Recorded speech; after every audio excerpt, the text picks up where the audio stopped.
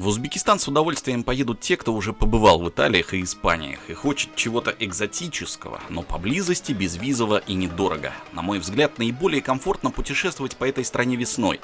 Зимой и в России красиво, а летом в Узбекистане слишком жарко, 40-50 градусов – это не предел. При такой температуре вся поездка сведется к перемещениям из машины с кондиционером в комнату отеля с кондиционером же. А весна там очень вкусная. И в прямом, и в переносном. Я, кстати, еду поесть. Попробую плов самаркандский, бухарский, хивинский, ташкентский и самсу. Очень я самсу с бараниной люблю. Итак, в планах посещение 4 городов. Каждый из них хоть раз был столицей, кстати. Каждый по-своему интересен, красив и необычен. Вообще логично маршрут выстраивать таким образом: Ташкент, Самарканд, Бухара, Хива, чтобы степень экзотичности Востока изменялась плавно по нарастающей. Ташкент выглядит очень современно. Центр города — это здание из стекла и металла, а Хива — сама древность. Однако в силу множества обстоятельств моя поездка сложилась иначе. Я взял билет до Ташкента, оттуда направлюсь в Бухару, затем Самарканд, ну и на сладкое Хива.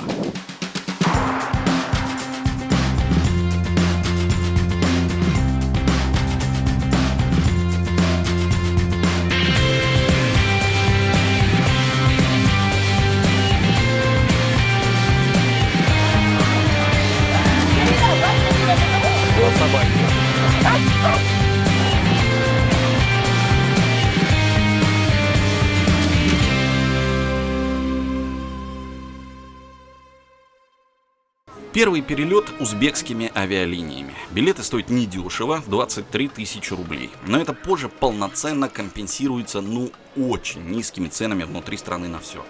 Кроме того, Узбекистан и Россия договорились увеличить количество рейсов более чем вдвое. А это должно повлечь за собой понижение стоимости проезда. Хорошо бы, а то на эти деньги можно слетать туда-обратно в любую европейскую страну. До недавнего времени при пересечении узбекской границы требовалось заполнять таможенную декларацию, в которую необходимо было детально вносить все, что ввозите. Деньги во всех возможных валютах, технику, в том числе фотоаппараты и мобильные телефоны. Сейчас эту процедуру отменили. Про технику вообще ничего не спрашивают, а ввозить-вывозить, не декларируя, можно до $2000. Спасибо, стало намного приятнее летать. Аэропорт в Ташкенте находится в черте города. Более того, довольно близко к центру, поэтому добраться до любой точки не составит труда. Даже если хотите общественным транспортом, автобусом, например. Но удобнее всего, конечно, такси. И таксисты — это первые радостно встречающие люди, которых вы увидите на выходе из аэропорта. Цены у них завышены, иногда в разы. Для того, чтобы не переплачивать, можно выйти с территории аэропорта и поймать попутку. Либо вызвать Яндекс.Такси или любой аналог. Из Ташкента я планировал выехать в Бухару на скоростном поезде Афросиаб, но оказалось, что билеты на него взять день в день невозможно, все было распродано. Пришлось ехать на обычном поезде. Билет в купе стоил 104 653 сумма.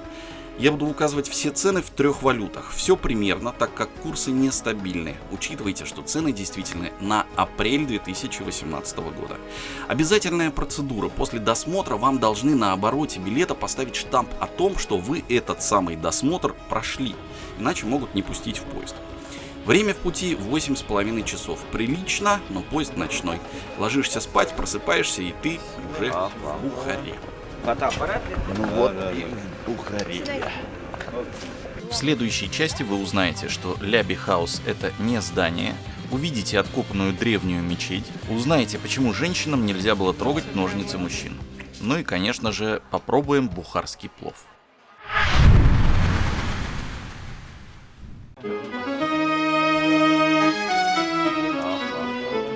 Фотоаппарат? И в Бухаре.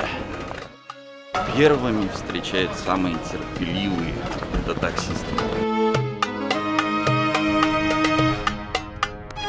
Бухара — это как бы 3 города: новый, старый и древний. Новый туристу, приехавшему за восточной экзотикой, будет мало интересен.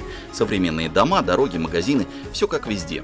Поэтому гостиницу я выбрал в старой Бухаре с аутентичным двориком. Этот отель типичный бухарский, с типичным внутренним бухарским двориком. С очень приятными хозяевами. Почему называется Суфроб Барзу? Суфроб — это муж, это бабушка. И давно у вас гостиница тут? 20 лет. 20 лет. Очень важная деталь. Турист в Узбекистане обязан зарегистрироваться по месту пребывания в отделении милиции. После прилета у вас есть на это 3 рабочих дня. Если вы снимаете номер в гостинице, получаете регистрацию автоматически и ходить никуда не нужно. А вот если останавливаетесь у друзей, знакомых, снимаете жилье через Airbnb, обязательно обговорите вопрос с регистрацией. Иначе при выезде из страны у вас возникнут серьезные проблемы. Заселившись, хозяев гостиницы я попросил найти мне гида. Лариса – экскурсовод высшей категории. В принципе, она ездит с группами по всему Узбекистану, но мне нужна была информация только про Бухару и окрестности. За один день обойти все достопримечательности невозможно, и мы договорились на 2. По $30 каждый. Для передвижения на те же 2 дня арендовали такси. 150 тысяч сумов за все время. Путешественникам-одиночкам, быть может, интереснее будет взять на прокат велосипед. В минуте ходьбы от гостиницы сердце старой Бухары – Ляби Хаус. Это и площадь, когда-то торговая, и ансамбль архитектурный, и водоем. Слово «хаус» многих вводит в заблуждение. Никакого отношения к английскому языку оно не имеет. Хаус – это не здание. Слово персидское означало водоем. По сути, бассейн, но не для плавания. Там хранили питьевую воду. Для жаркого климата настоящий источник жизни, вокруг которого она и кипела. Сейчас же у воды приятно посидеть на топчинах и в дневную жару, и при вечерней прохладе. Вокруг водоема старинные медресе. Если вы не первый раз на Востоке, то уже знаете, что медресе – это религиозное учебное заведение.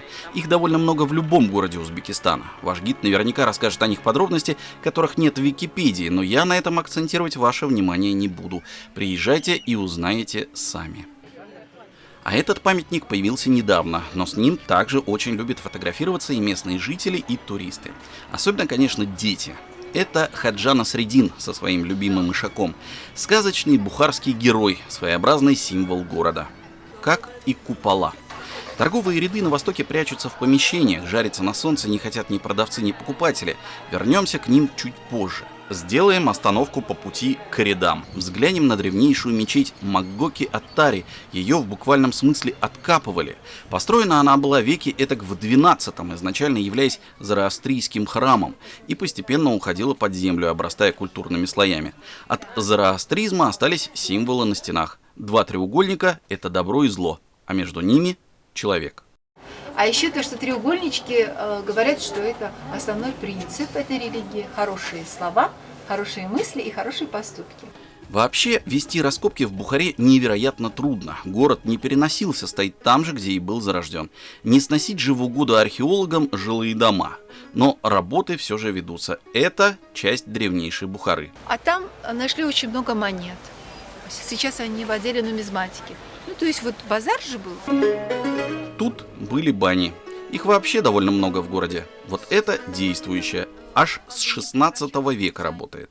Возвращаемся к торговым куполам. Первым на пути предстает купол Менял. Купцы могли поменять тут любую валюту. А также стояли ростовщики. А вы знаете, что запрещено по мусульманам давать деньги в рост? И этим занимались приезжие. Бухара всегда была городом многонациональным. Перекресток торговых путей как-никак. Персы, турки, арабы, даже евреи. Да, существуют бухарские евреи. Сейчас в городе их осталось около 7 десятков. Уехать совсем они не могут. Нельзя оставить священную книгу, Тору. Ввезена она сюда была в незапамятные времена. А сейчас по узбекским законам вывозить из страны предметы старше 50 лет запрещено.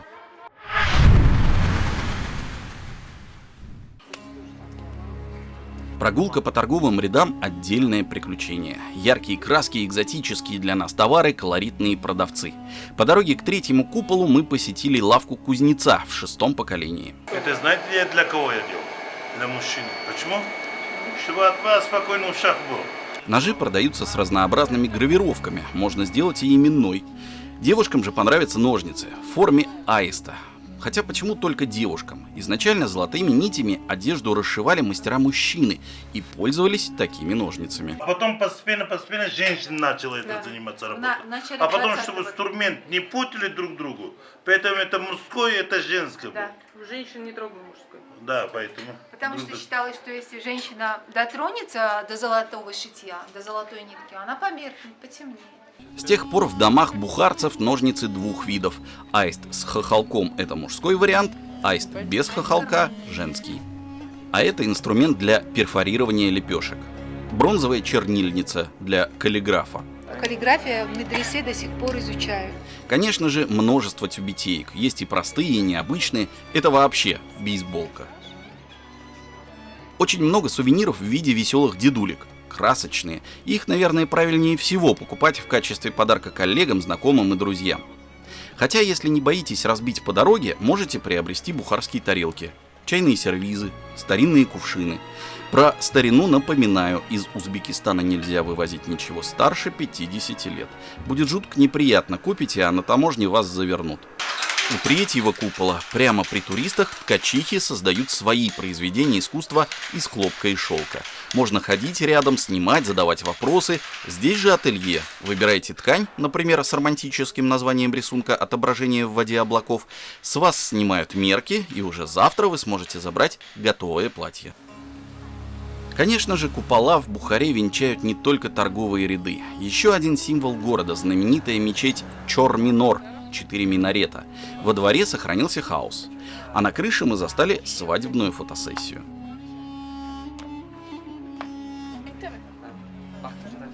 В 10 метрах прямо у Чор-Минор расположился мини-рынок старых и старинных предметов.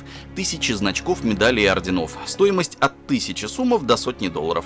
Конечно же, ценников нет. Сумма созревает в голове продавца в момент, когда он оценивает покупателя, размер его кошелька. Смело торгуйтесь.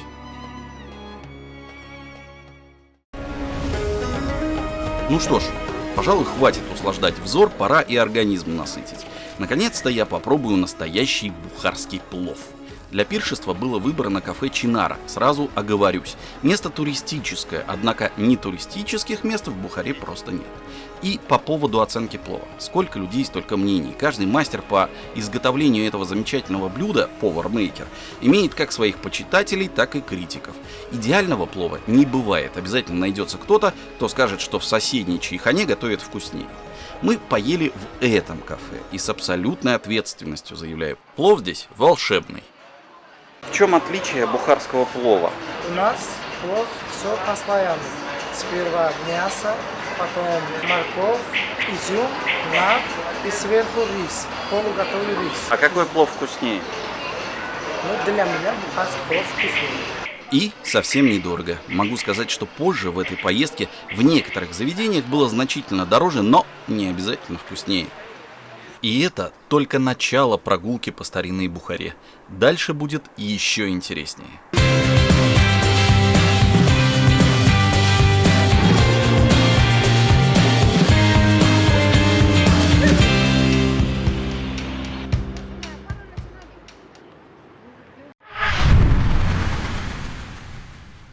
Города-побродимы продолжают бродить по старинной Бухаре. В этой части вы увидите посох, который стал деревом и исполняет желания. Город мертвых в стране живых. Почему расположенный рядом с некрополем Кишлак пришлось расселить? Пой, Колян, это не призыв к Николаю исполнить песню, а что же? Кто пришел? Как нужно было стучать в двери мужчинам, а как женщинам? Ну и, конечно же, Бухара вкусная. Что за секретный ингредиент в бухарских лепешках? И чем отличается местная самса?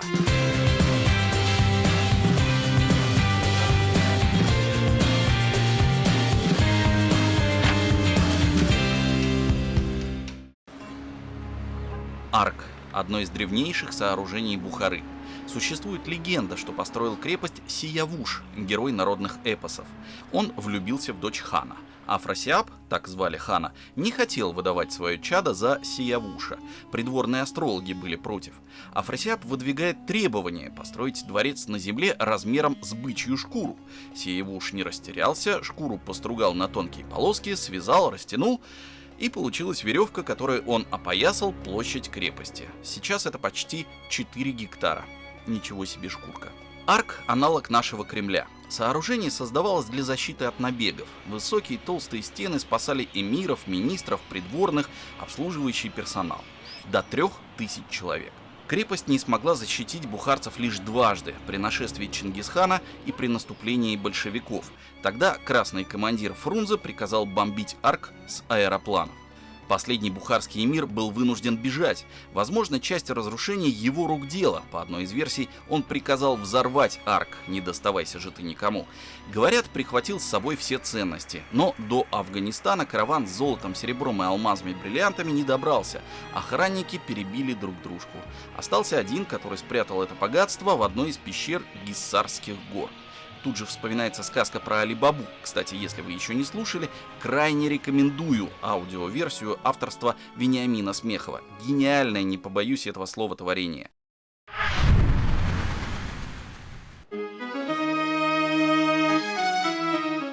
Теперь пой, Колян. Нет, это я не зрителя по имени Николай прошу исполнить песню.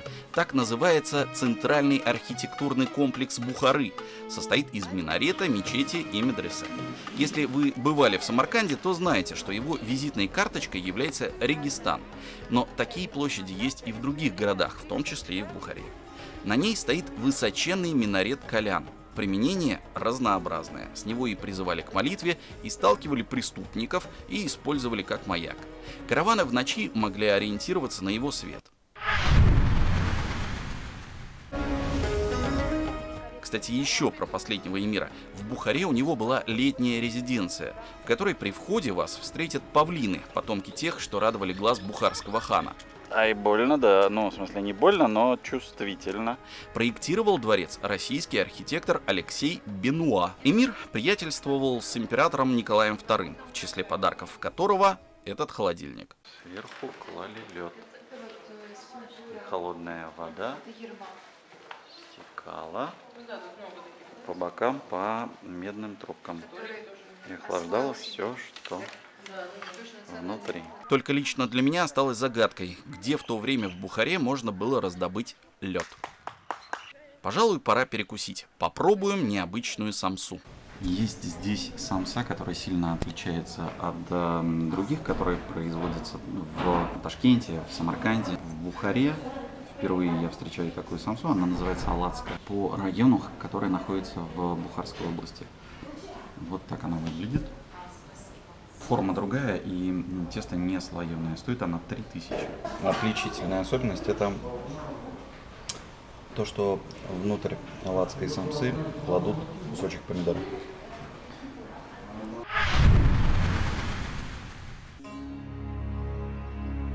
Следующий пункт путешествия – город мертвых. Официальное название Чорбакр. 4 Бакра. Приставку Бакр к своему имени брали теологи. Некрополь появился в X веке, когда тут захоронили 4 священнослужителей. Потом это стало традицией. Место священное, сюда часто приезжают паломники. Довольно долго живые сосуществовали с мертвыми. Здесь был кишлак Сумитан. Расселили его после многочисленных случаев, когда детишки раскапывали могилы и играли костями. На входе или на выходе из комплекса, как посмотреть, построена умывальня. При попытке снять моющихся паломниц меня прогнали. Нельзя?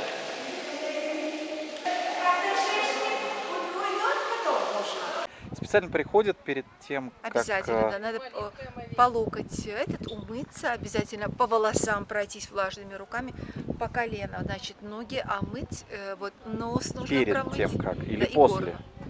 Это перед тем перед посещением? Еще когда только приехал в Бухару, спросил у таксиста, что здесь есть вкусного поесть. Шашлык хорошо готовят, тандыр хорошо готовят. Тандыр знаете, да? Самса? Нет, мясо. А, Тандыры мясо. готовят. Тандырное мясо? Да. Это как это? Ну, покушать. Я знаю, в тандыре готовят лепешки и в тандыре готовят самсу. Мясо тоже готовят.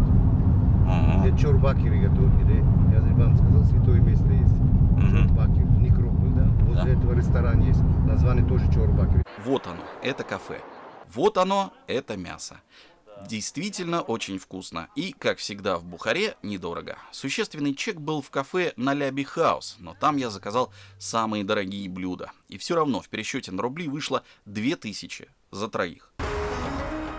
Снова в путь. Если у вас есть заветное желание, и вы оказались в Бухаре, обязательно приезжайте к могиле шейха Бахауддина Накшбанди. Святое место, трехкратное посещение приравнивается к хаджу в Мекку. А вот это дерево за оградой, по легенде, посох того самого Накшбанди. Когда Накшбанди вернулся из Мекки, он воткнул посох в землю и зацвело дерево, по преданию. Сейчас для того, чтобы осуществилось желание, нужно обойти вокруг этого посоха против часовой стрелки 3 раза. В какую сторону-то надо обходить? Против часовой вы правильно идете. Это объект ежедневного паломничества. Огромное количество людей сюда приезжает с разных концов и Узбекистана, и из других стран. Здесь есть возможность прикоснуться, и судя по отполированной поверхности, многие так и делают. Раньше это дерево находилось чуть подальше, вот в той стороне. Оно было здесь, это дерево. Толпы людей приходили, ходили 3 раза и под бревном. Недавно убрали туда, и, в общем, считается, что единственное место, где нужно ходить вокруг, это Кааба. Желание загадано. Наступает время прощаться с Бухарой. У нас очень насыщенная программа, и, к сожалению, задержаться на подольше в этом замечательном городе не получится. Хотя очень хотелось бы. Возвращаюсь в гостиницу забрать вещи, узнаю, как раньше в Бухаре стучали в двери. Женщины стучали кольцом, мужчины – колотушкой. На мужской стук выходил хозяин, мало ли вдруг угроза, а на женский могла выйти и хозяйка. Перед отъездом, чтобы сохранить с собой еще немного бухарского тепла, покупаю местную лепешку. Прямо недалеко от Ляби Хаус, старый город, есть пожарка, потому что, собственно, здесь пожарная часть. Здесь продаются бухарские лепешки. Здрасте, свеженькую, может. Конечно, горячую. Эта лепешка называется патыр-котлама. Вкус отличается от обычного. Чувствуется, что при изготовлении использовали курдючный жир. Очень сытная. На выезде из города на рынке встречаю необычную парочку. Это попугайчик или это кеннер? Это попугай, это Миша. Гадай. Говорит, Миша, сиди здесь. Миша, иди сюда. Миша, моя, ты мой золотой. Миша, ты мой золотой, Миша. Второй через дорогу, счастливая. Счастливое богатство. Ваша жизнь меняется к лучшему. 2 дороги. Одна дорога через дорогу идет и через части, а одна дорога через вашу работу идет. 2 дороги, 2 желания. Ну все, в добрый путь. Следующим пунктом в путешествии значился Самарканд, но я решил сделать крюк и насладиться экзотикой вдоволь. Остановлюсь на ночь в юртовом лагере, который находится в пустыне неподалеку от границы с Казахстаном. По дороге заглянем на скалу, на которой сохранились петроглифы, встретим полчища краснокнижных черепах, увидим развалины крепости Александра Македонского. Будет очень интересно.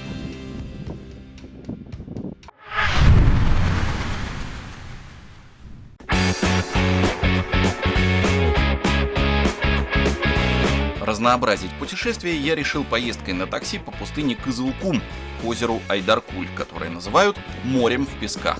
Провести ночь в юртовом лагере на границе с Казахстаном, ну и потом в Самарканд. Таксист Бахадыр, между прочим, знает 5 языков, согласился проделать с нами этот путь длиною больше, чем в 500 километров за $100. Примерно спустя час после выезда из Бухары мы увидели скалу. Известна она тем, что на ней петроглифы, древние изображения, нанесенные на камень. Не отказал себе в удовольствии взобраться на скалу и полюбоваться открывающимися просторами. Въезжаем в Нурату. Городок известный прежде всего тем, что якобы его основанию поспособствовал Александр Македонский. На возвышении остались развалины крепости, возведенной по его приказу. Поднимаясь на вершину, вы обязательно пройдете мимо местных продавцов сувениров, которые предлагают в том числе и шкуры волков. Местных волков. Бедный волчара. Сверху открывается замечательный вид, весь город как на ладони. Одной из причин выбора этого места для основания базы наверняка был водный источник. По одной из версий, он образовался после падения метеорита пару десятков тысяч лет назад. И назвали это селение в честь того события. Нур переводится как свет. Имеется в виду свет, что видели при падении метеорита. Источник Чашма переводится как родник. Говорят, что иногда по ночам вода тут светится. Местными она считается целебной. Вода постоянно одной температуры, 19,5 градусов, и насыщена разнообразными микроэлементами, в том числе золотом и серебром. Калий, кальций, хлор, нитрат, сульфат, йод, магний, кремний, бром, рух, марганец, алтын, кумыш, радон va boshqalar. И маринками. Это рыбки. Священные, есть строжайше запрещено.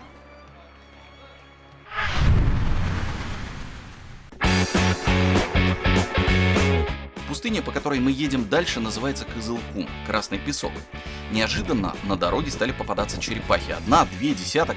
На скорости 60 км в час казалось, что дивизия этих занесенных в Красную книгу пресмыкающихся решила штурмовать шоссе. Мы остановились, чтобы убрать парочку с дороги. Правда, нет уверенности, что они потом туда не вернулись. Кстати, имейте в виду, вывозить из Узбекистана этих тихоходов запрещено. Ну что замерли-то? Бегите давайте.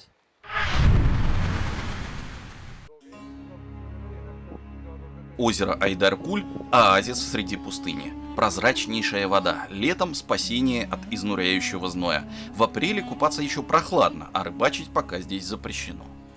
Юртовых лагерей по берегам Айдаркуля несколько. Самый известный называется Увахида. Мы приехали сначала туда, но уж больно много было у Вахида народу. Следующий недалеко называется Улюды. Тут постояльцев поменьше. Юртовый лагерь в принципе достаточно далеко от города, внутри пустыни. Вообще их здесь 5. А в сезон говорят, что забиты все полностью. Вот сейчас, в апреле, этот лагерь, такое ощущение, что как минимум полупустой. Юрта изнутри. Выглядит и пахнет так, как будто стоит тут уже давно и постоянно используется по назначению. В юртах не то чтобы нет электричества, есть, но лампочка одна и розетка тоже одна. Я попросил принести многорозеточный удлинитель, одновременно нужно было заряжать несколько гаджетов, а еще хотелось включить обогреватель. Мне все принесли, спасибо большое, только вот вилка обогревателя не подходила к розеткам. Хорошо, что у меня был переходник, да и от самого обогревателя холодной ночью толка было меньше, чем чуть. Сразу скажу, развлечений в лагере практически нет. На мой взгляд, больше чем на одну ночь задерживаться здесь просто незачем. Сюда приезжают уединиться с природой, помолчать, подумать, побродить по барханам, наблюдая за пролетающими орлами. Есть здесь верблюды, на них можно прокатиться. Услуга заявлена как бесплатная, но погонщику принято давать немного денег в качестве чаевых. Ужин в лагере, скажем так, скудный. На мясе экономят. Никаких зажаренных в честь приезда барашков, к сожалению. Видимо, чтобы это компенсировать, к ужину предлагается бутылка, сами понимаете чего, бесплатно. После трапезы туристы могут посидеть у костра и послушать песни Акына на казахском и узбекском языках. И спать.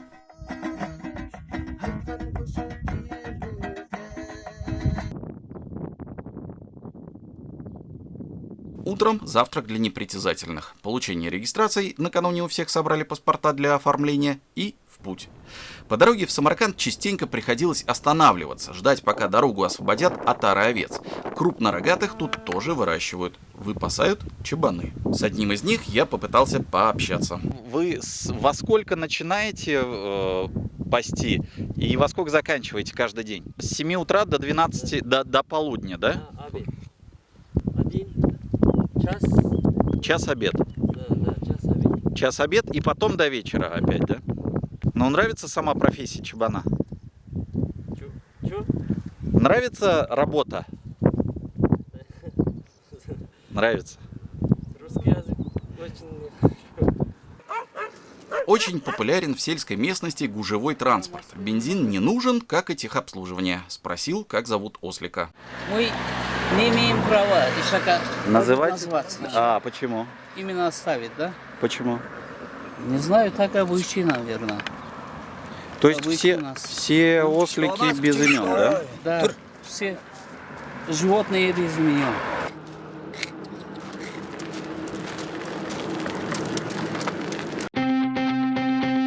Нас ждет Самарканд. Город, который является ровесником Рима, его сравнивают с Санкт-Петербургом.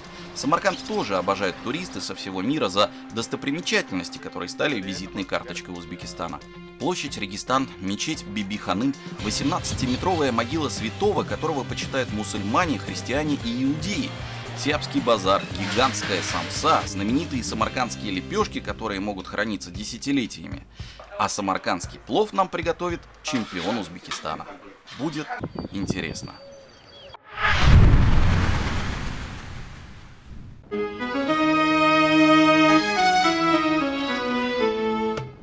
500-километровое путешествие из Бухары в Самарканд на такси завершается.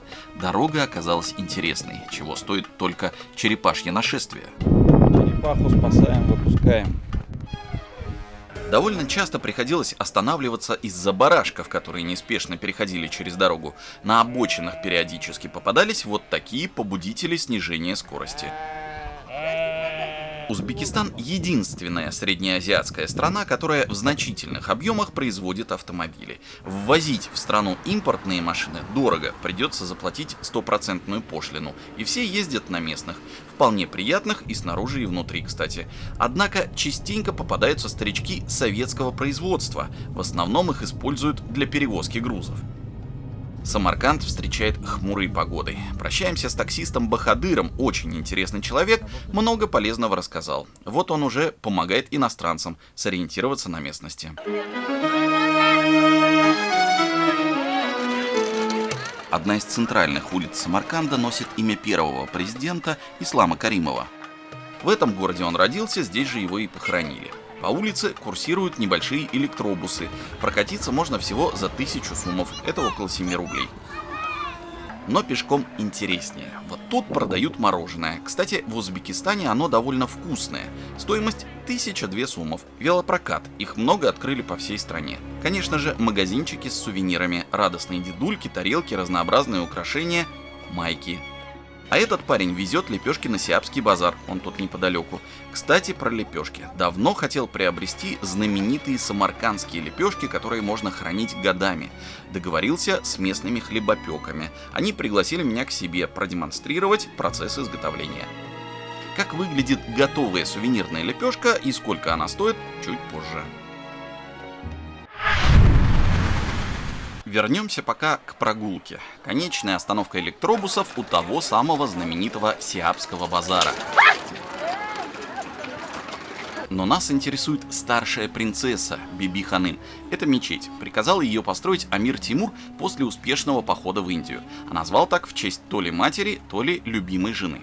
О жене существует романтическая легенда. Здание приказал построить Тимур, да, но отправился в очередной раз завоевывать новые земли. Присматривала за возведением мечети Биби Ханым, старшая принцесса, или старшая жена, или любимая жена, по разным версиям. В нее влюбился архитектор сего творения и намеренно затягивал стройку, чтобы подольше находиться возле объекта обожания.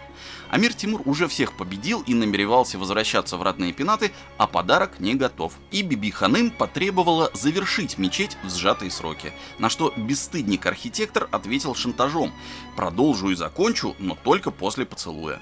Биби Ханым долго сопротивлялась, отговаривала нахала, но тот был непреклонен, пришлось согласиться. Жаркий поцелуй оставил след на коже красавицы. Мечеть достроили, Тамерлан возвращается, восхищается результатом, но узнает про цену, которую пришлось заплатить жене. Отдает приказ схватить архитектора, однако тот умудряется скрыться на самодельных крыльях. Туристам история очень нравится, но скучные ученые говорят, что все это не более чем вымысел. Вымысел ли то, что 18-метровая могила святого, к которой мы направляемся, удлиняется, узнаем уже скоро. Вернемся к тому, без чего не обходится ни одна трапеза не только в Узбекистане, но и практически по всей Средней Азии – к лепешкам. Легенды гласят, что самаркандские хранятся десятилетиями. Потом просто размочить в воде и можно есть. Мука же везде одинаковая, вода везде одинаковая. Почему сохраняется так долго?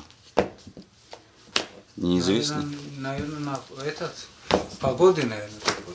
Климат. Из-за климата, да. Не из-за добавок вы, может быть, что-то добавляете? Добавок ничего нет, химически ничего нет. Дрожжа и соль, вода. Ну, все как обычно, то есть как везде. Вообще отношение к этому продукту на Востоке трепетное. Здесь лепешку предпочтут хлебу в буханках или батонах. Ножом их не режут, только руками разламывают. Класть вниз верхней частью нельзя, проявление неуважения. Я попросил приготовить мне именные лепешки. На память есть их не буду. Семейство Хамитовых занимается этим бизнесом уже не 1 десяток лет. А вы сколько лет уже занимаетесь тем, что вот такие лепешки делаете? 30 лет. Да, мои бабушки такие лепешки делали. Потом мат, а потом вот мой невеста. Мы тем временем пойдем дальше, к мечети, названной в честь покровителя путешественников, пророка Хазрет Хызыр. Когда-то очень давно здесь был зороастрийский храм, на его месте возвели мечеть в 13 веке, ее разрушили до основания монголы, заново отстроили в 1919. Сейчас на ее территории находится мавзолей первого президента Узбекистана. Здрасте, здрасте. Мы должны проверить ваши рюкзаки. Да, хорошо. Вообще-то снимать нельзя, но вот нам разрешил дядечка. Для нас сделали исключение, узнав, что мы приехали в Самарканд из России. Было приятно. Продолжаем идти по улице Ислама Каримова. Она приведет нас к уникальному месту – могиле святого Даниила длиной 18 метров. Но произойдет это во второй части наших прогулок по Самарканду. И там же вы узнаете про правителя ученого. Увидите Регистан, нам приготовят самаркандский плов и гигантскую самсу.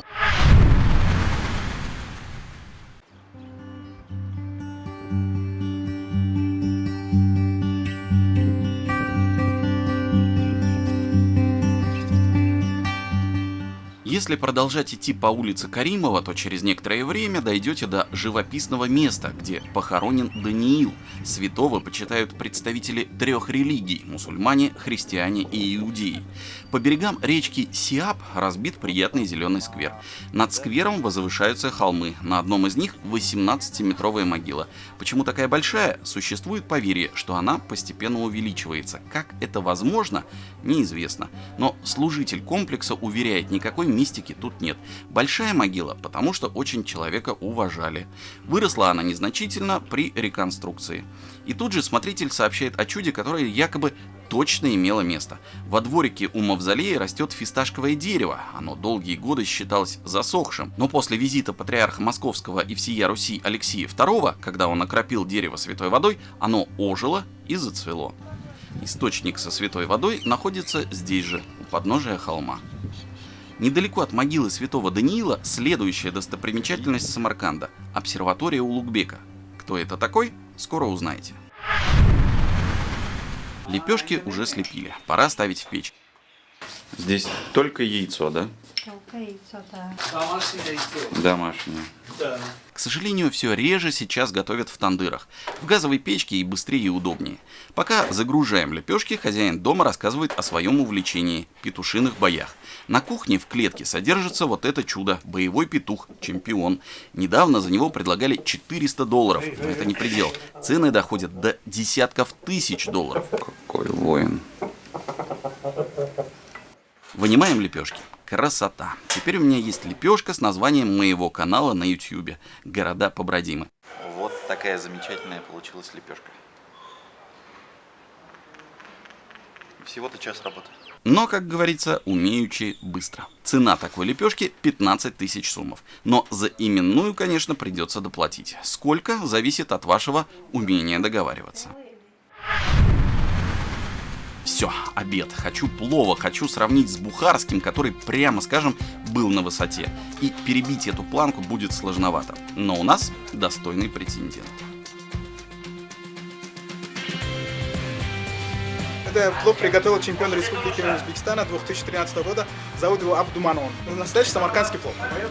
Ну что могу сказать, у меня появился новый фаворит. Да, бухарский плов был хорош, но самаркандский ничуть не хуже. Волшебный.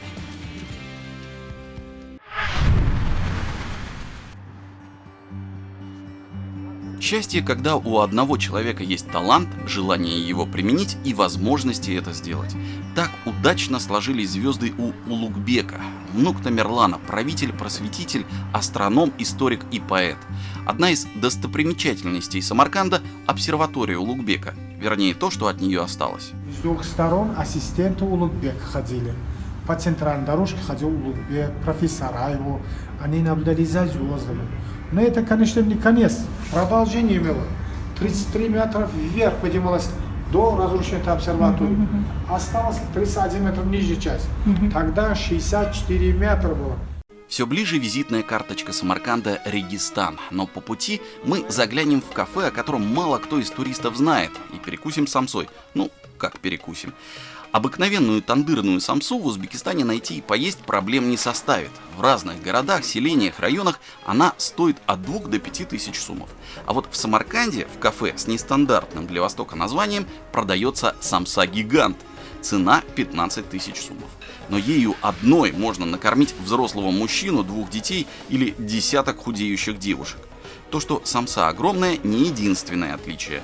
Пробующего ее впервые ожидает сюрприз. Ага. Помимо бараньего мяса, тут еще и кусочек курочки кладут. Чтобы уже точно клиент наелся. И помидорчик. Вечерело. Наконец-то мы добрались до Регистана. И оказалось, что на площадь просто так не попасть, она огорожена. Все из-за того, что теперь за проход взимают плату – 30 тысяч сумов с человека. Регистан переводится как «песчаное место», «песчаная площадь». Понятное дело, Восток, пустыня, песок. Но есть версия, что здесь вплоть до 20 века проводили казни, иногда массовые. Кровь засыпали песком. Сейчас об этом ничего не напоминает. Наоборот, стоя в центре площади или прогуливаясь по ней, испытываешь только положительные эмоции. И, конечно же, это обязательное место для свадебных фотосессий. На площади 3 медресе. Древнейшее построил известный нам уже Улугбек, и названо оно в честь него. 2 других, Шердор и Тилля-Кари, впечатляют не меньше. Шердор, обитель львов, венчает их изображение, а самое яркое, Тилля-Кари, переводится как «отделанное золотом». Вот уж действительно дорого-богато. Обязательно зайдите внутрь, побродите по дворикам и залам. Невероятно красиво. И еще рекомендую полюбоваться Регистаном в вечернее время, когда включается подсветка и здание выглядит точно как иллюстрация сказки «1001 ночь». Самаркандский вояж завершается. Мы посмотрели лишь небольшую часть красот этого замечательного города. Надеюсь, когда-нибудь сюда вернемся. Но пора двигаться дальше. Нас ждет потрясающая Хива, до которой, как оказалось, поездами и самолетами не добраться. Но мы все же проникнем в бывшую столицу Хорезмского ханства, побродим по сохранившейся стене крепости Ичанкала, заберемся на минарет, попробуем необычные вареники и, конечно же, хивинский плов.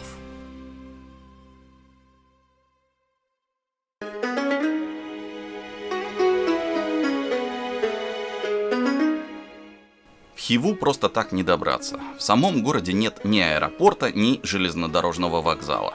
Все желающие посетить его должны сначала прибыть в Ургенч. Билет на поезд Самарканд-Ургенч стоил 132 тысячи сумов. Это примерно 950 рублей. Утром перед прибытием можно насладиться видами настоящей пустыни. Заинтересовали вот такие конструкции. Солома, воткнутая в песок. Как оказалось, это спасает от наползания песка на железнодорожные пути. Ургенч – небольшой приятный городок, явно сильно обновлен не так давно. От Ургенча до Хивы доберемся на такси, конечно же. Поездка 40 тысяч сумов. Включая изменения маршрута, в том числе и непредвиденные. Куплю-ка я билет на самолет заранее, до Ташкента. Заодно в аэропорту поменяют доллары на суммы. А вот так в путешествиях становятся миллионерами. Я отдал $200, а сейчас мне дадут 1 616 000. Сумма. Авиабилеты куплены, можно расслабиться и поболтать с таксистом. Он утверждает, что в Хиве живут самые красивые девушки Узбекистана. А еще, оказывается, до сих пор существует такой обряд, как выплата Колыма. 3 миллиона. 3 миллиона сумов. Корова будет. Корова. Колым. Корова. Еще баран будет. 1 баран. Да, один. Маленький. Мешок риса. Мешок рис, мешок мука, морковь, картошка.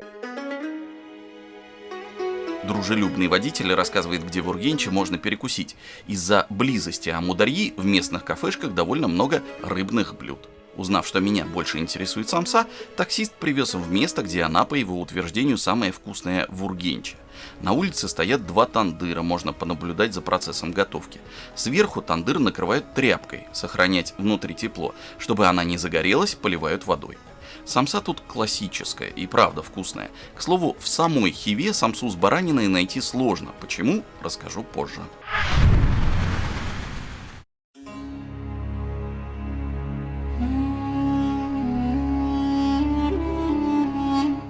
Единственное условие, по которому я выбирал гостиницу в Хиве, чтобы она находилась непременно в крепости Ичан-Кала.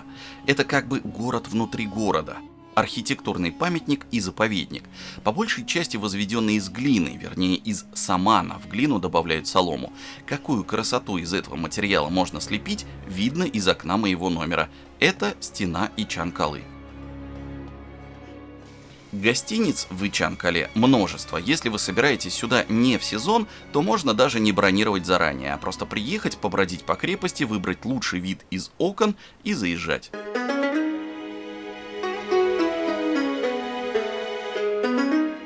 Вообще туристов в Хиве невероятное количество. Казалось, что местных жителей в разы меньше.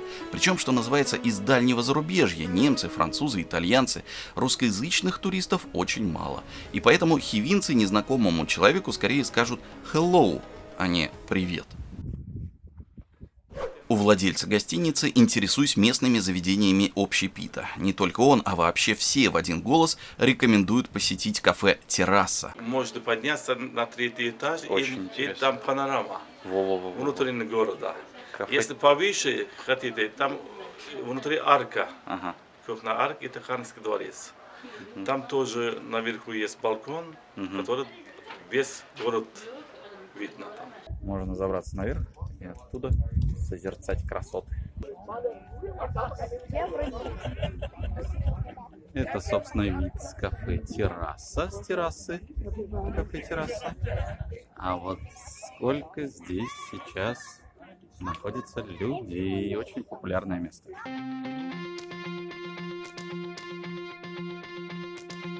Да, приятно и взгляду, и желудку. А в следующей части мы увидим, как выглядит Хива в 6 утра с минарета, побродим по великой Ичан-Калинской стене, попробуем только что приготовленную лепешку и узнаем, почему хивинский плов сильно отличается от других.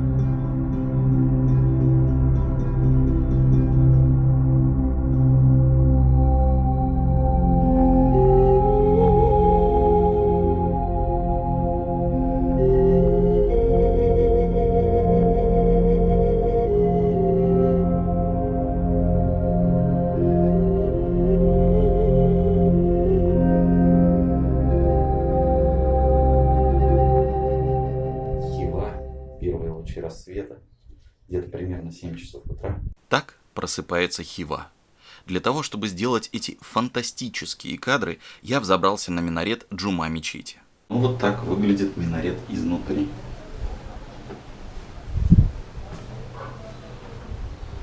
На самом верху. Виды потрясающие отсюда. Люди поднимаются сюда и оставляют свои автографы. Тут, не знаю, тот самый или он другой. Днем здесь не протолкнуться. Площадка наверху крошечная, а взобраться на нее отдельное испытание, как и спуститься. Спускаться и подниматься достаточно сложно. Здесь могут разминуться 2 человека максимум. Высокие крутые ступеньки.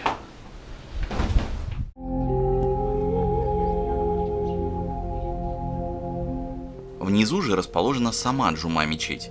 Это помещение для пятничной молитвы. Мечеть уникальна. По сути, площадь под навесом, который удерживают вот такие деревянные колонны. По одним сведениям 212, по другим 213. Основная часть из них восстановленная, ну то есть новые. Но есть и древние, которым по несколько веков.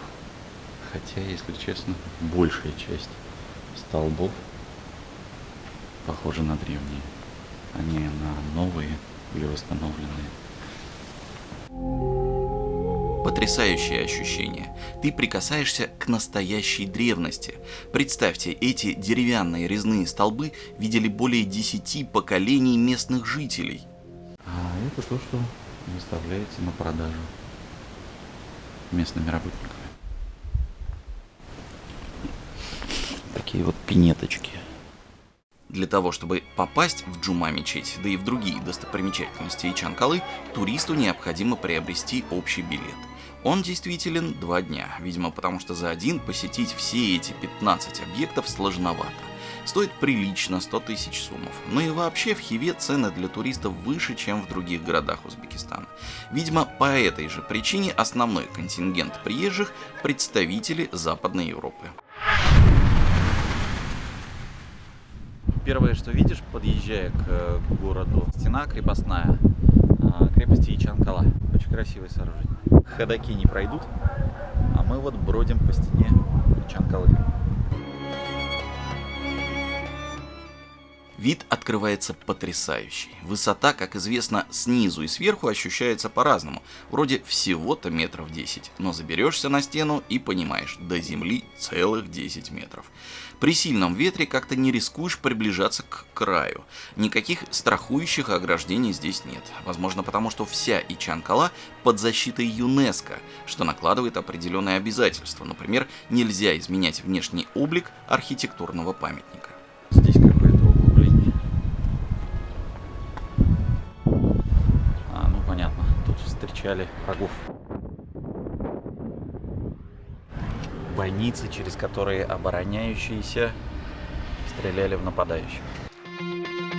Вечером со стены можно полюбоваться красивым закатом, но это в следующей части. В ней также узнаем, насколько сильно отличается хивинская кухня от всего, что мы видели раньше. Местный плов, лепешки на улице, вареники с начинкой из яиц, сырой фарш. А еще увидим короткий минарет грустного верблюда и много всего другого.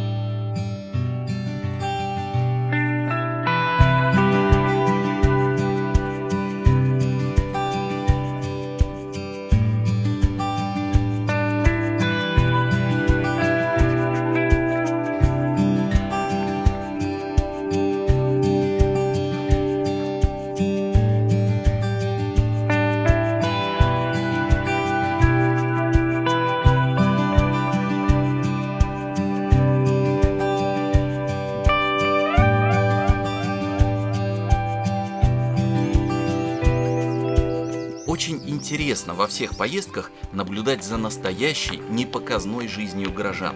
Но продолжу свой рассказ. В предыдущей части мы с вами расстались на крепостной стене. Это странно, но пока не видно толп туристов. Возможно, их повезли куда-нибудь обедать. Съездим и мы. Для того, чтобы поесть настоящий хивинский плов, нам рекомендовали покинуть Ичан-Калу и проехаться до бывшего керамического завода. Здесь располагается кафе, в котором вроде как делается самый что ни на есть хивинский плов. В хивинском плове, во всяком случае в этом варианте, нет нута, горох такой желтый большой. И тот человек, который готовил плов, он сказал, что в хивинском плове обычно крупные куски мяса, они не режут его. Еще он не такой масляный, здесь значительно меньше масла, более рассыпчатый рис, и морковка порезана явно по-другому. Не соломкой, как в Ташкенте, в Бухаре и так далее. Ну и самое главное отличие, этот плов делается с говядиной, а не с бараниной, как все остальные, которые я пробовал здесь, в Узбекистане. Наверное, дело в том, что я очень люблю баранину, и поэтому хивинский плов меня не впечатлил. К сожалению, совсем не волшебный. Отдельная история — местные лепешки. Вот так они выглядят в кафе. В отличие от других городов, в которых мы были, здесь не продают лепешки на улице. То есть, если хочется купить лепешку, то идешь в магазин и там вот такой вот покупаешь. А почему это происходит? Потому что здесь лепешки, как говорит хозяин кафе, в котором мы сидели, все готовят дома. Во всяком случае, внутри Ичанкалы купить их невозможно. Нет этих точек с женщинами, которые торгуют на улице. Но вполне можно встретить вот такую картину. Хозяйки пекут лепешки для обеденного стола. В других городах обычно продаются лепешки на улице, а в Хиве такого нету. Есть? А где продаются? Нет, а не в магазине, а именно на улице. Там, знаете, в Бухаре, в Самарканде, в Ташкенте привозят лепешки тут нема и продают в магазине на улице. Есть только. А здесь такого нет. Да? Мы из магазина купим. А в магазине? А вы кушаете буханки? Нет, но мы-то в Москве, да, буханки. Нет, тут тоже так. Ну, есть такой хлеб кушаете, а мы сами печем. По-моему, очень здорово. Ешь только что приготовленное с пылу с жару. Нас угостили, очень вкусно, спасибо огромное. Денег взять категорически отказались. Хива потрясающе приятный для прогулок в город. Как будто попал в какую-то восточную сказку. Сувениры тут купить можно, конечно же, на каждом шагу. В принципе, все то же, что и в других городах Узбекистана, шапки вот только разве. Как-то неожиданно в жаркой Хиве увидеть в продаже меховые головные уборы, но иностранцы с удовольствием покупают. А вот знакомые уже нам зороастрийские символы в виде керамических плиток.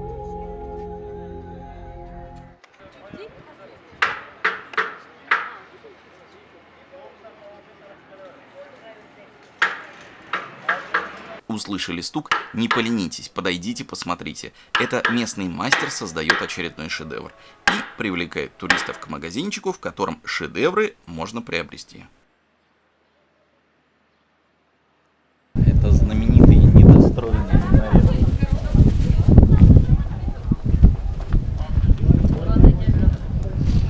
Его строитель, мастер, сбежал, потому что узнал, что хан хочет его казнить, чтобы он в будущем не смог построить нечто подобное в другом месте.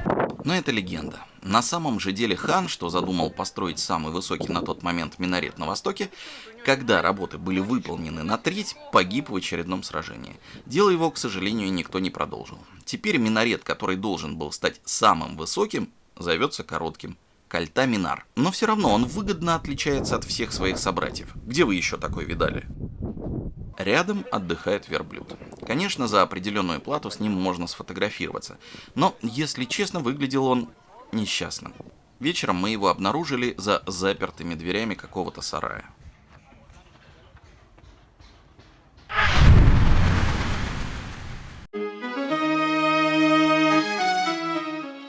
Ужинать решаю не в ичанкалинских кафе, ориентированных исключительно на иностранного туриста, а потому дорогих. Да и любимой мною баранины тут не найти. Как объяснила владелица одного из центральных ресторанчиков, европейцы не любят не то что вкус, запах блюд из баранины, но и местный общепит перестроился под тех, кто приносит городу деньги.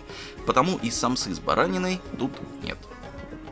Поужинаю в заведении, которое любят и посещают местные. Как такое отыскать? Очень просто.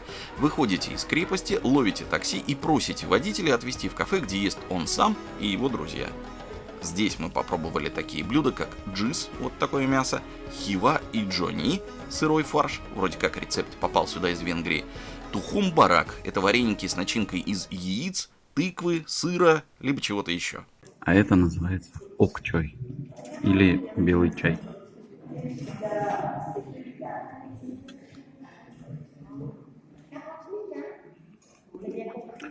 Ну, вы понимаете, что это такое. Сытые и довольные возвращаемся на крепостную стену понаблюдать за закатом. Завтра мы простимся с Хивой, которая полюбилась, впечатлила и запомнилась навсегда. А дальше у меня по планам Чимганские горы. Там попробуем зеленую самсу, поднимемся на Чимган, побродим по дну Червакского водохранилища. Будет очень интересно. Вылетая из Ургенча в Ташкент, мы оказались свидетелями вот такой картины. Отряды молодежи репетировали встречу президента, который должен был прибыть на днях в город.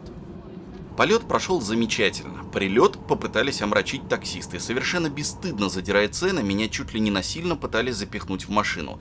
К сожалению, я это не снимал. От аэропорта до центра города, где арендовал квартиру, такси стоит 10-15 тысяч сумов. Меня же пытались уверить, что меньше чем за 50 тысяч добраться не получится. Совет: либо на выходе из самолета вызывайте такси через приложение, либо просто пройдите чуть дальше. Сможете поймать машину за нормальные деньги.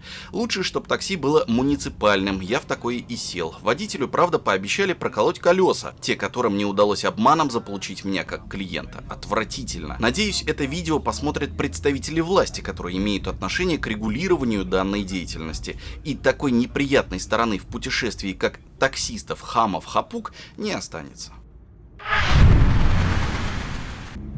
Мне казалось, что в Ташкенте занять себя особо нечем, на самом деле это не совсем так. И я решил на пару дней съездить в горы, благо они находятся в часе езды от столицы Узбекистана. Подбросить меня туда вызвался мой хороший ташкентский друг Александр.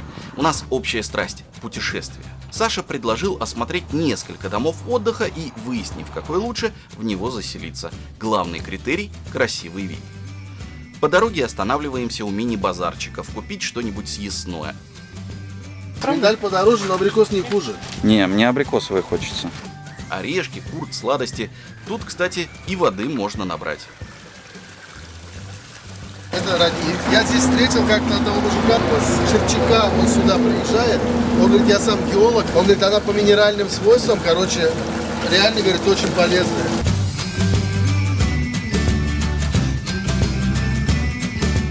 Повторюсь, от Ташкента до Чимгана не больше часа, поэтому столичные жители выбираются сюда в выходные на пикники. В Москве на дачу, тут в горы. А почему бы и нет? Воздух замечательный, вид шикарный. Можно и воздушного змея запустить. На выезде из города, по рекомендации Саши, пробую абсолютно новое для меня блюдо – зеленую самсу.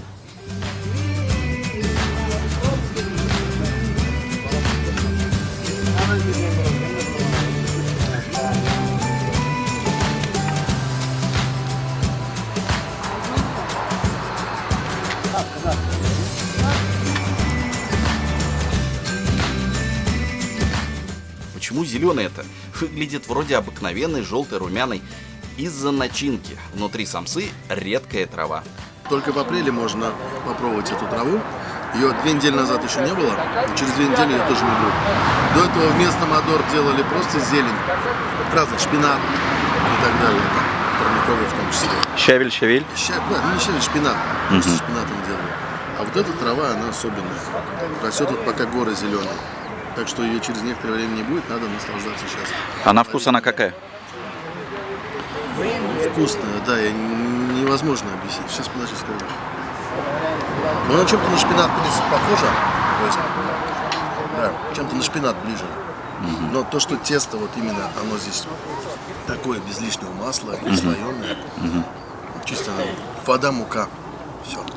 Горная трава, она растет только? Трава. Вот здесь на холмах, в предгорьях, она растет сейчас. Так что вы вовремя приехали. Вот в таком кафе и делают зеленую самсу на открытом воздухе прямо около дороги. Судя по всему, популярное местечко. Вдоль дороги часто попадаются точки по продаже меда. Всегда можно остановиться и купить.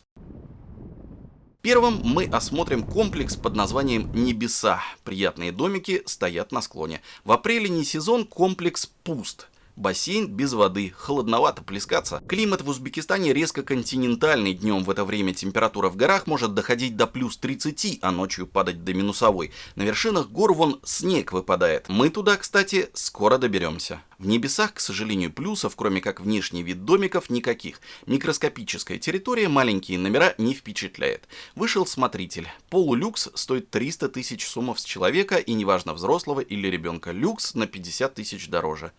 Несмотря на то, что комплекс пустовал, в какой-либо скидке было категорически отказано. Но что ни происходит, все к лучшему. Очень хорошо, что там не остались, потому что дальше нас ждало действительно замечательное место. По пути к нему мы еще побывали вот здесь. Тут вообще непонятно, что владельцы предлагают клиентам, разве что побродить среди деревьев. А этот дом отдыха еще не открылся, но я уверен, он будет популярен. Расположение шикарное. пока не работаем. Пока не работаем. Спасибо. Ну вот мы и прибыли. Гостиница называется Авеню Парк. Здесь и на горы полюбоваться можно, и на Червакское водохранилище. Оно на тот момент немного обмелело, но все равно смотреть приятно. 2 суток в люксе, завтраки включены. И скидку нам дали в 20%, несмотря на то, что номера почти все были заняты. Просто потому, что мы попросили. Вроде как не сезон. Вот это клиентоориентированность, а расположение. Посмотрите, какой потрясающий вид. Когда приезжаешь в горы, всегда хочется взобраться на вершину. В Чимгане это можно сделать, прокатившись на канатке. Протяженность 800 метров, верхняя точка почти 2 километра. Обязательно прокатитесь на канатной дороге. Очень приятное ощущение. И виды замечательные. Воздух горный. Шикарный. Вот тут берут маленьких детей с собой.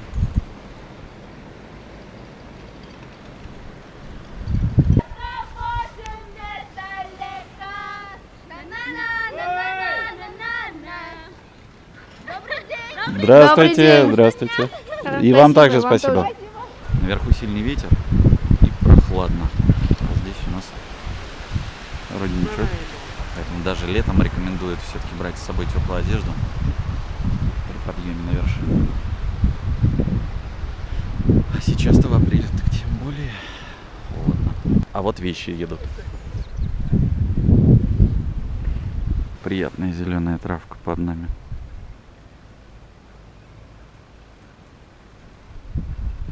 Насыщенного цвета. Только-только появляется самая сочная сейчас трава.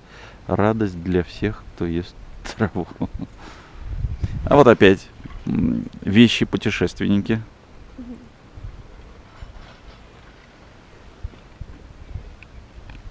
Сами залезли, сами выберутся.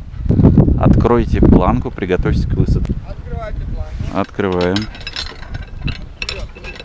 Открываем планку, вперед вниз. И сейчас будем выбираться. Ну вот и точка высадки.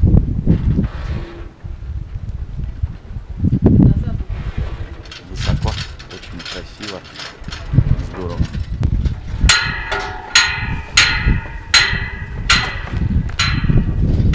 Вот приехали к снежным вершинам. Снег выпал прямо на днях. Вчера и позавчера. Туристический сезон еще не открыт, поэтому народу достаточно мало. Но есть, приезжают.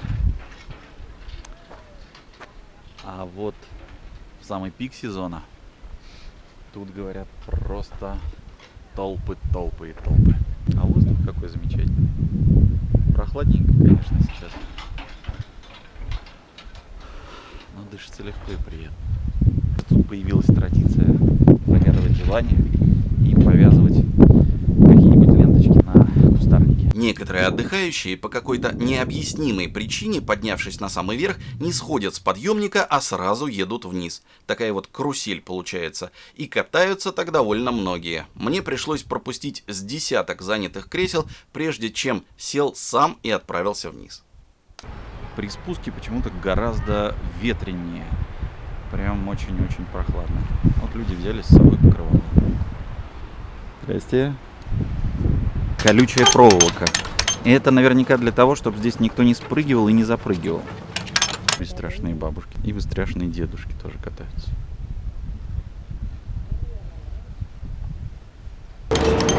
Спасибо. Выход.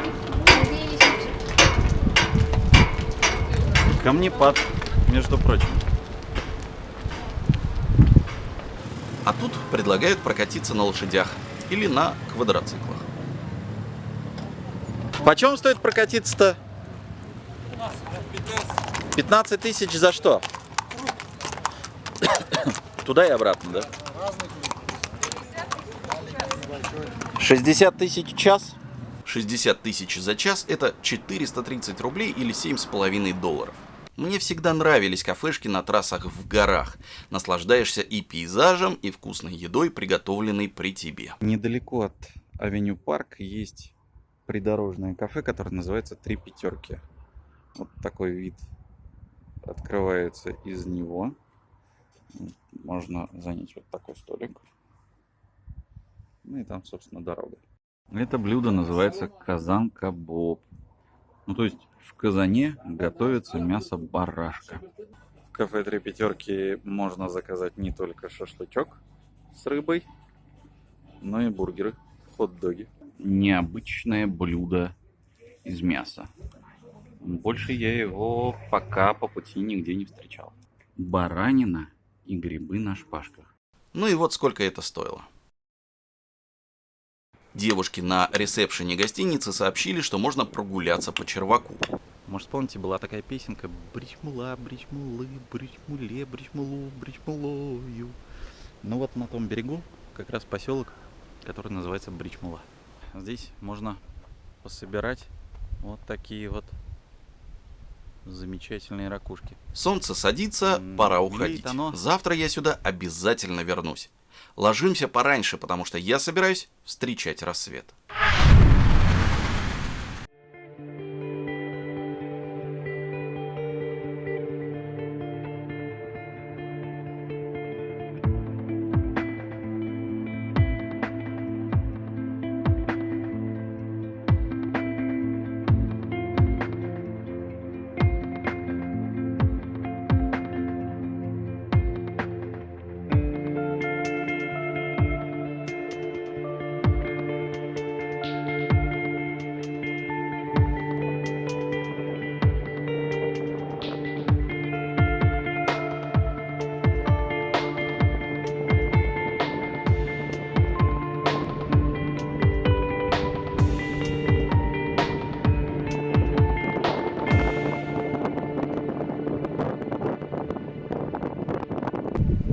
Я нахожусь на дне Червакского водохранилища, оно обмелело.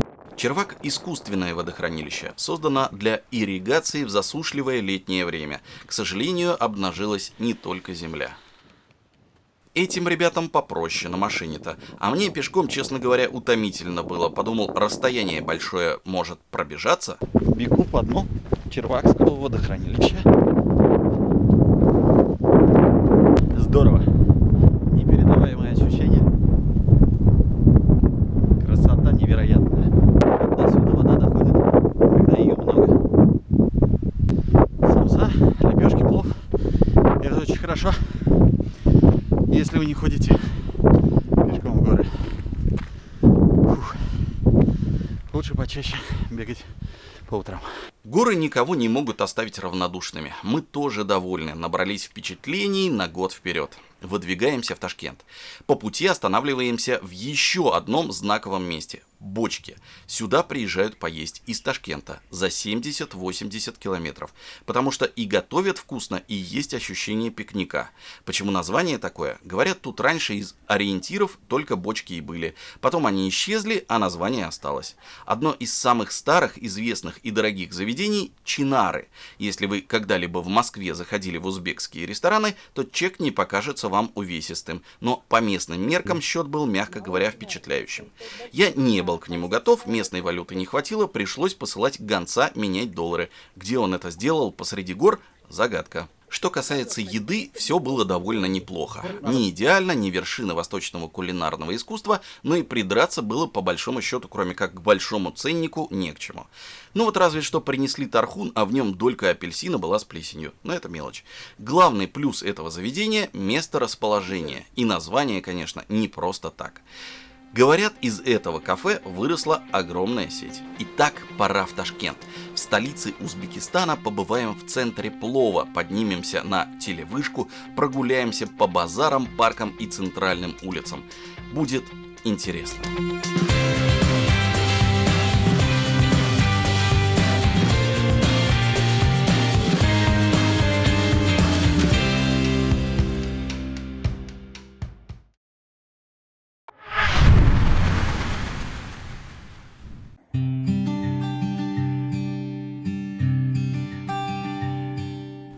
До поездки в Узбекистан мне казалось, что про столицу, Ташкент, рассказывать будет нечего. Ну, город и город, современный. Однако, пересматривая отснятое видео, пришел к выводу, что материала настолько много, что в одну серию не уместится. В первой части расскажу про 3 знаковых места Ташкента, которые находятся недалеко друг от друга. Телевышка, центр плова и Ташкент-Ленд. Подготавливаясь к поездке, прочел в интернете, что туристам на ташкентской телевышке снимать запрещают, вплоть до того, что изымают на входе мобильные телефоны. Расстроился, конечно, ведь кадры с такой высоты дорогого стоят. Даже подумывал отказаться от посещения башни, но все же рискнул. И не зря. Но сначала оплатим вход. Обязательно нужен паспорт. Нерезидентам посетить башню стоит дороже, чем гражданам Узбекистана. 40 тысяч сумов с человека. Это 285 рублей. Ташкентская телебашня. Раньше, говорят, здесь была запрещена съемка, забирали даже телефоны. Сейчас, если с вами техника не профессиональная, то снимать разрешают. Подняться туристу можно только на 2 этажа, 6 и 7. Едешь на скоростном лифте и наблюдаешь, как это выглядит из шахты. 6 этаж прогулочный, с круговой панорамой. Посетители подходят к стеклам, ахают, восхищаются, ищут свой дом, фотографируются. Ташкент, кстати, город древний, просто хорошо выглядит. Заложен где-то во II веке до нашей эры. В XI обрел современное название, которое означает «каменный город». От набегов Ташкент охраняла стена, в которой было 12 ворот. Назывались они либо по районам, где располагались, либо по направлению. Те, что выходили на Самаркандский тракт, самаркандскими и именовались. В 1865 году символические ключи от 12 ворот представители ташкентской знати преподнесли командующему русскими войсками генералу Михаилу Черняеву, как знак безусловной сдачи города. Тогда Ташкент находился во власти Каканского хана, и ташкентцев это категорически не устраивало. Ключи изготовлены из чистого золота, общим весом более 1,5 килограммов. На каждом гравировка, от каких они ворот. Сейчас хранятся в Национальном банке Узбекистана. Этажом выше ресторан. Казалось бы, ну и что такого? Ресторан на телевышке. Но есть нюанс. Он вертится. Ощущения необычные.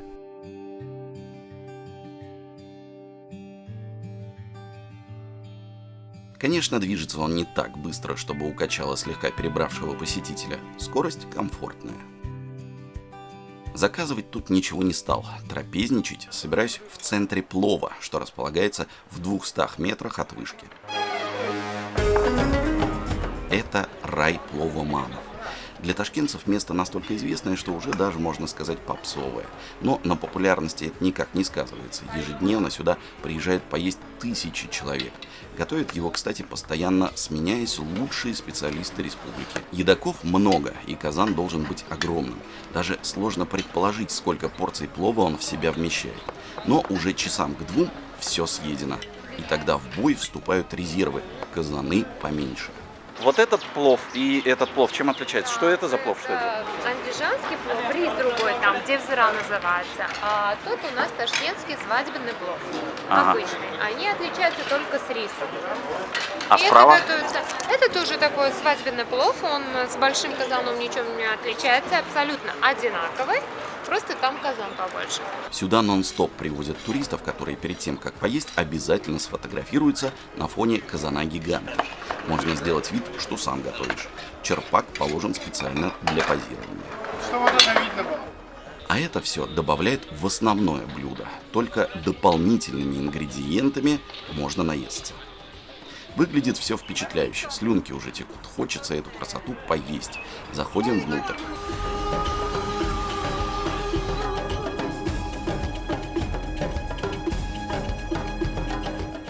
Тут уже теряешься. Чего делать, кого спрашивать? Официантов много, но они все неуловимы. Поймали все-таки одного, потребовали плова, убежал. Принес порцию, но без всякой красоты. Просто рис и мясо. Конечно, при таком потоке уровень обслуживания падает. Нам, например, сейчас принесли плов не в полном комплекте. Ну, то есть там без перепелиных, куриных яиц, без козы. Но мы попросили, чтобы принесли то, что нужно. Козы, перепелиные яичко. И куриные. Задумка хорошая, и плов неплохой. Но вот эта потоковость мешает им насладиться. Второй раз я бы сюда не приехал. Нашел бы тихое местечко, где можно удобно расположиться на топчине, где официант не носится, сломя голову, а внимательно и терпеливо выслушивает твое стандартное «Ой, даже не знаю, что поесть. Может, посоветуете?» И с улыбкой рекомендует плов.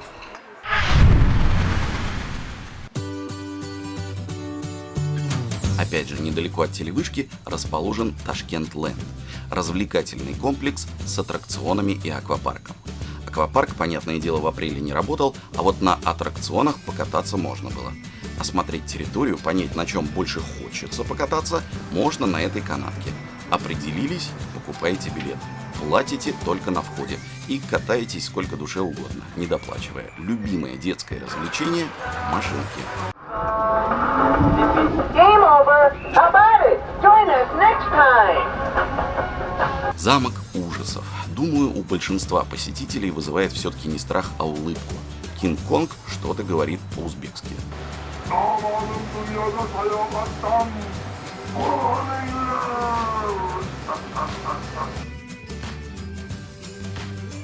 Можно прокатиться на лодочке.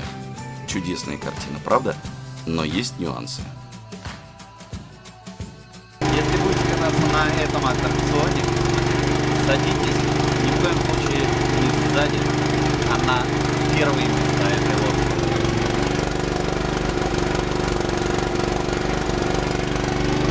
Тут трактир, ну и хватит. Ну и еще раз побывайте на высоте, прокатитесь на колесе обозрения.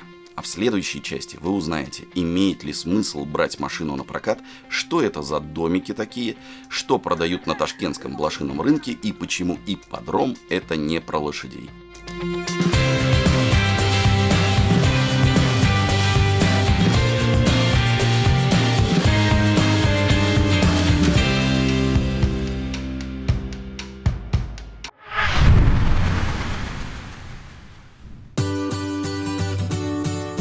Путешествие по Узбекистану продолжается. Я побывал уже в замечательной Бухаре, знаменитом Самарканде, древней Хиве. Все это вы видели в предыдущих сериях. Кстати, здорово, что города побратимы понравились зрителю Ютьюба. Спасибо за лайки, друзья. Снимал не для этого, просто хотел показать, что Узбекистан красивый, солнечный, гостеприимный и вкусный. Но, чего уж скрывать, лайки – штука приятная. Продолжим прогулку по Ташкенту. Побываем в центре. Собственно, вот этот центр Ташкента. Раньше это была основная прогулочная зона ташкентцев под названием Бродвей. Было очень много кафешек вокруг. Сейчас это все убрали. Когда-то здесь было невероятно многолюдно. Молодежь, музыканты, тусовка. Но потом какого-то представителя власти расстроил запах еды. Тут было много кафешек под открытым небом. Их все закрыли. Ну и вообще, гулять тут не рекомендовали. В итоге Бродвей обезлюдил. Сейчас потихоньку возвращается к жизни. А вот кто здесь находится постоянно – торговцы раритетами и художники. Традиционно цены у продавцов старины на ташкентском Бродвее в разы, если не в десятки раз, выше адекватных. Филателист, например, будет расстроен, одну марку ему не продадут. Обязательно нужно купить целый альбом с, мягко говоря, некондиционными экземплярами. А ценник, конечно же, в долларах. Это как на московском Арбате сувениры покупать. И, как на Арбате, здесь есть художники. Стоимость их услуг адекватнее. А сколько стоит нарисовать? 50 тысяч? Это велосипеды на прокат. Мы уже такие видели с вами и в Бухаре, и в Самарканде. Батут. Детишек, правда, незаметно. В самом центре города установлен памятник Амиру Тимуру. Раньше в этом сквере росли потрясающие многовековые чинары, но их срубили. Говорят, для того, чтобы было видно вот это здание, которое построили за $1 миллиард. Неужели действительно была необходимость уничтожать древние деревья? И еще одно впечатляющее строение находится неподалеку – библиотека. Это городская библиотека. В Ташкенте сегодня прохладно, но какое потрясающее небо. Не могу не показать вот этот впечатляющий мемориал. Установлен он в память жертвам землетрясения 1966 года, когда в Ташкенте было разрушено огромное количество зданий. Гранитный куб расколот, часы остановились в ту минуту, когда стихия нанесла удар. Восстанавливали столицу Узбекистана всем союзом. Абсолютно все братские республики прислали своих строителей, и за короткое время Ташкент обрел новое лицо. Мемориал, который называется «Мужество», расположен у древней речки Анхор. Там же есть наиизвестнейшее и популярнейшее кафе. Сюда любят приезжать иностранцы. Вкусно, сравнительно недорого, колоритно и на берегу реки. Красота! Некоторые кафе в Узбекистане, может даже большинство, имеют узкую специализацию. В одном готовят плов, в другом – шашлык. Я приехал в заведение, где делают джизакскую самсу. Она отличается от классической тандырной тем, что значительно больше. У входа в кафе рекламный баннер с тематическим стихотворением. Ушла стихия, наконец, и к делу приступил Творец. Как гнезда ласточки висят, самсы в тандыре, прямо в ряд. Немного времени пройдет, дразнящий дух от них пойдет, самса, пронизанная жаром, сверкает бронзовым загаром. Браво тебе, безвестный поэт, браво и тебе, творец самсы. Хозяйка заведения мне сообщила, что ежедневно в ее кафе готовятся и съедаются до 200 этих малюток. Цифра меня поразила, я поделился ею с водителем такси, что вез меня обратно. На что он снисходительно сообщил, что 200 это вообще не результат. Есть в Ташкенте такие места, где в день по несколько тысяч продают самсов, самсы, наверное. Несколько тысяч в день? Ну, не знаю. А знаете, где оказалась самая вкусная самса? На мой взгляд, конечно. Смешно. Объездил, если не большую, то точно значительную часть Узбекистана в поисках идеальной самсы. А она была там, где я даже не думал снимать. Хорошо фотки есть, для себя делали. Были по делам в одном нецентральном районе города, заезжали к хорошей ташкентской знакомой. И она отвела нас в обычную кафешку возле дома. Находится во дворе каких сотни. Но никак нельзя было предположить, что именно об этом месте я буду вспоминать с ностальгией, проголодавшись. И самса недорогая, 3500 сумов стоила, 22 рубля. Мясо, баранина, немного курдючного сала, тесто слоеное. Еще немного про еду. Про нарын. Есть такое место в Ташкенте, Катартал. Туда приезжают специально поесть это блюдо. Мясо камина, его отваривают, потом как бы, чтобы он чуть-чуть засохло это мясо, как типа вяленого мяса бывает же у нас, и тесто. Его домашнее, да, мелко, как на лапшу у нас делают. А бульон зачем? Некоторые как хотят, просто или кушают, бульоном запивают, некоторые просто как суп. Кладут вот лапшу это сюда ложат, да, и тогда уже как суп кушают его. Интересная особенность Ташкента – засилье аптек.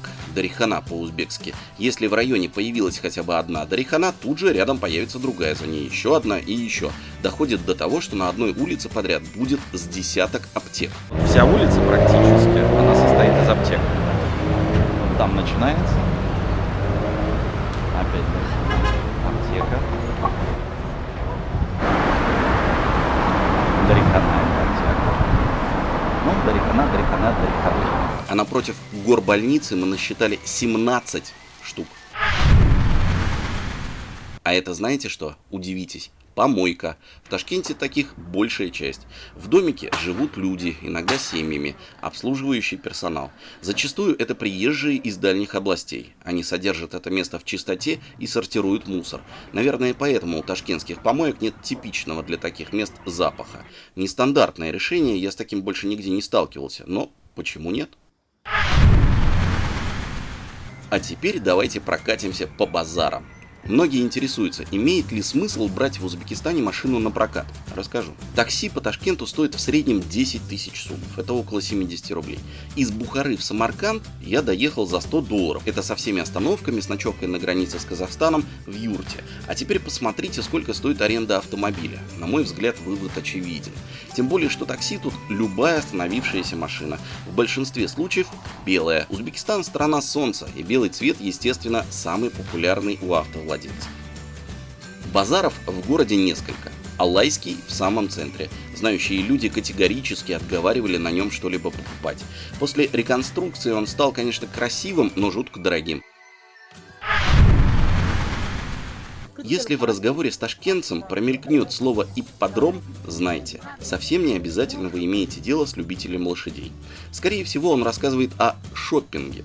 Дело в том, что уже много лет крупнейший вещевой рынок в Ташкенте располагается на окраине города в непосредственной близости к ипподрому. Так его народ и прозвал. Купить здесь можно практически все. Продавцы не любят, когда их снимают, поэтому кадров оттуда немного. Это вот люльки детские, это платья свадебные. На ипподроме удалось попробовать необычное блюдо – пигоди. Это корейский пирожок из парного теста, внутри которого капуста и мясо. Обязательно поливается соусом. Необычный вкус, но блюдо вполне достойное и сытное. Вскрывается она же, да? Там и внутрь что-то кладете, правильно, да? Внутрь кладу. Внутрь горькая, соя, если острая будет. Корейцев в Узбекистане очень много. В Ташкенте есть районы, где преимущественно живут именно они. И блюда корейской кухни для Ташкента стали родными. Мы зашли в ресторанчик в центре города, где их можно отведать. Я взял себе кукси. Это холодный суп с лапшой и мясом. Невероятно вкусно, особенно в жару. А это суп горячий, кипит.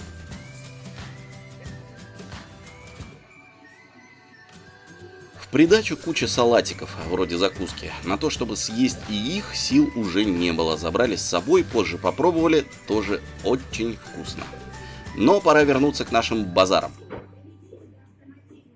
Любителям блошиных рынков обязательно нужно побывать на Янгиабадском базаре. Он работает в выходные. Это похоже на выставку товаров времен СССР под открытым небом. Чего тут только нет. Можно купить деньги. Советские, царские, узбекские. Флаги, вымпелы, какие-то непонятные механизмы, бильярдные шары. Порадовал меня древний компьютер. Прям работает. Говорят, именно здесь автовладельцы покупают запчасти для своих раритетных «Жигулей», «Москвичей» и «Волк». Отдельная фишка – птичий рынок. На нем, кроме домашней птицы и питомцев, котят, щенят и кроликов, можно купить ежей или вот черепах. Последних вывозить из страны нельзя. Эту толкучку постоянно пытаются закрыть. Пожалуйста, не делайте этого. Блошиные рынки есть во многих городах разных стран, и власти не считают их чем-то плохим. Наоборот, я, например, очень люблю побродить по таким базарчикам и купить нечто необычное. Может, разве что как-то внешне облагородить. Фархадский базар, но он не в центре совсем. Доехать можно на метро. Стоимость 1200 сумов, это 8 рублей. Если вы, туристы, набрали слишком много жетончиков, их можно потом отнести в кассу и вам вернут за них деньги. Вот на Фархадском еще можно встретить нечто восточно-колоритное. Совершенно поразительное объявление, что за Юра, почему его останавливают. Вот такие лепешки я люблю. А сколько такая стоит? Вот это тоже можно есть. Когда кальция не хватает, это едят. Беременные? Разнокалиберный курт. Такой соленый сушеный творог. Орешки, сладости. Именно это я повезу в Москву. Но куплю не здесь, а на самом колоритном базаре Ташкента. Чарсу. Его не перепутать с другими. Узнаваем по куполам. Это внутри купола.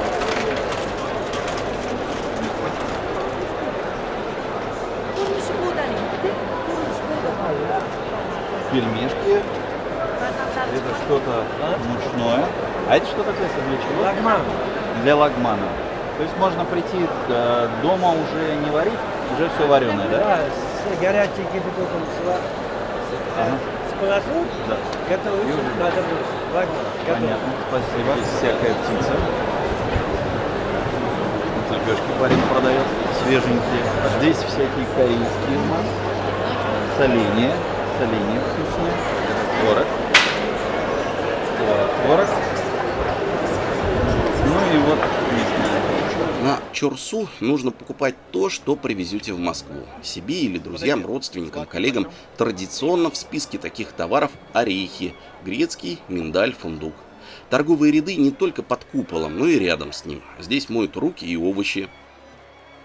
И охлаждают что-то упакованное. Как вам такой пучок редиски? У внушительного товара внушительный и продавец. Еще вы каждый день такие пучки складывать и раскладывать. А это помогаторы. приезжаете на базар и не хотите сами таскать купленное. Без проблем. Помогатор ходит все время за вами, складывает все в свою тележку, может советовать, может молчать. Это как скажете. На каждой такой тележке номер, чтобы не путались, цена, как договоритесь. Думаю, 1010 сомов. Это 70 рублей.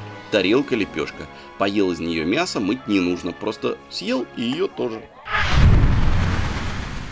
Если вы попали на Чорсу, без вариантов, друзья, не пройти вам мимо обжорных рядов.